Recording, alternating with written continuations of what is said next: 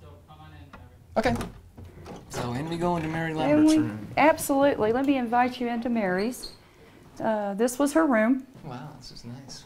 Isn't it neat? Now, in the old days, you know, Mary was the wife of the original owner, and originally Henry and Mary lived in the hotel. And they raised their children here in the hotel as well. But as the place gained in popularity and, of course, their money increased, they were able to purchase another house and they moved. But Mary still would, on occasion, stay here. Now, this room is as far away from the bar as you can get. Good idea, and far away from the bullets. Oh, yeah, and the noise and the music, you know, because the music a lot of times would come up through the floorboards. It would get so loud. And, you know, it's on the north side of the building and the east side of the building, the northeast corner.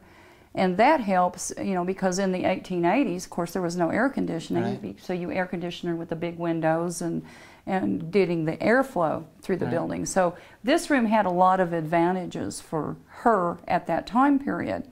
Now, for us today, it is a room that one of our ghosts share. You know, and this is Mary's room.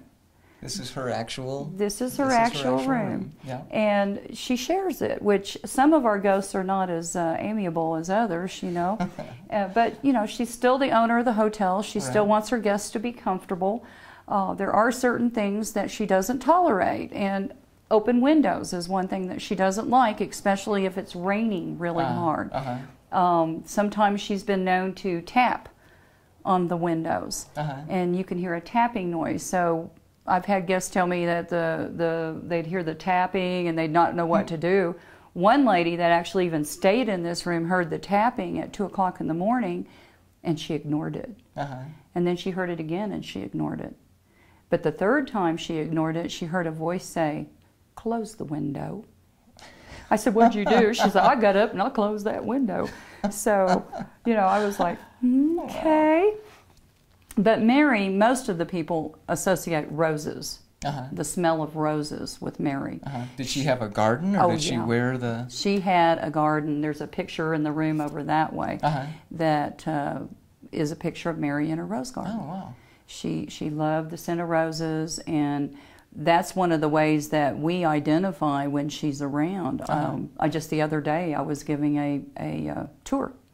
Had several people on the tour, and one lady kept, "Don't you smell the roses?" And I'd say, "No, ma'am, I don't." And she'd look around at all the different ones with her, and she'd say, "Do you smell the roses?" And no. Nobody in the group smelled the roses but this one woman. And I finally turned around and I said, "Mary likes you. She's letting you know she's here." But none of the rest of us. And that happens a lot of times. Now, for me, I come in this room and I think about one of our cooks. And I know that's crazy, but we have a cook that worked here.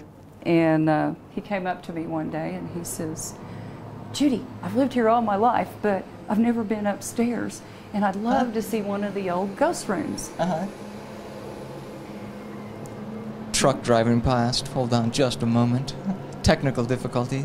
Yeah, I'm sorry. That's fine. Anyway, Gilbert says, "Judy, I want to go up and see one of the ghost rooms. I've never been upstairs. I grew up around here. I remember as a kid I'd peek in the windows and want to see faces or think I see furniture moving, you know, something like that." And of course, you know, I'm like, "Okay, let's go," you know. So I grabbed the keys to room 17 and Gilbert and I come tripping up here. Well, we get inside, and do you mind if I move over here? This is room 17, by the way. Yeah. So anyway, I'm standing about right here. And I tell Gilbert, "Just go over to the window and sit down." And he goes, "Why?" And I said, "Just do that." So he does, and I said, "Now, ask Mary to smell her perfume." I said, "You know, she likes guys about your age. So ask Mary to smell your perfume. May I smell your perfume, Mary?" So he does. He says, "May I smell your perfume, Mary?" Now, Gilbert's this long, tall, skinny guy, you know, about 24. And he's sitting there, and he said, "Oh, Judy, I smell the perfume." And I said, "You do?" And he goes, "Yeah, oh, man." And he jumps up, and he walks over here. Well, I'm carrying the phone because I'm kind of doing double duty at the moment. You know, I had the portable phone, and the phone rang just about that time. So I answered the phone, St. James Hotel, Judy speaking, and as I'm doing that, I'm backing out of the hall, or out into the hallway. And he's coming towards me, and I smell the roses, and I go, oh, I smell the roses, you know, and then the phone rings, and I'm answering the phone, and I'm stepping out into the hallway, and I get just about out the door, and I realize there's nobody on that telephone. And right about the same time I realize there's nobody on the telephone, this door slams shut. And I mean, these old locks, as you can see, these old locks, you know, you just push a button. Yeah. So, I mean, all you have to do is do this, and you're unlocked. But when this door slammed shut, we hadn't done this part. So Gilbert's like on this side of the door, and I'm on this side of the door. And I hear this, oh, get me out of here now. And I'm like, what happened? And he's, oh, the perfume's, get me out of here. And I'm no help. I'm standing on the other side of the door attempting to get the lock undone. But I'm also laughing. It's so hard because, you know, he is just desperately on this other side trying to get the... We finally get the door open, and he's out of this room into the hallway swearing he will never again come up here again. I said, did you have a good enough experience considering you grew up here? And he was like, I'm going to kill you, Judy. Yeah, we'll see if we can get the claw mark insert shots here later on the other side of the door where Gilbert was trying to claw his way out. Oh, yeah. Yeah, he was so funny when that happened. That's funny. But Mary's room, we've had many stories that come from this room.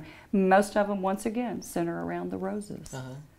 Would you like to meet another one of our ghosts? Oh, absolutely. We have one, a cowboy ghost, cool, that you might be interested in. Let's head on down the hall to the cowboy ghost room. Follow me. Excellent.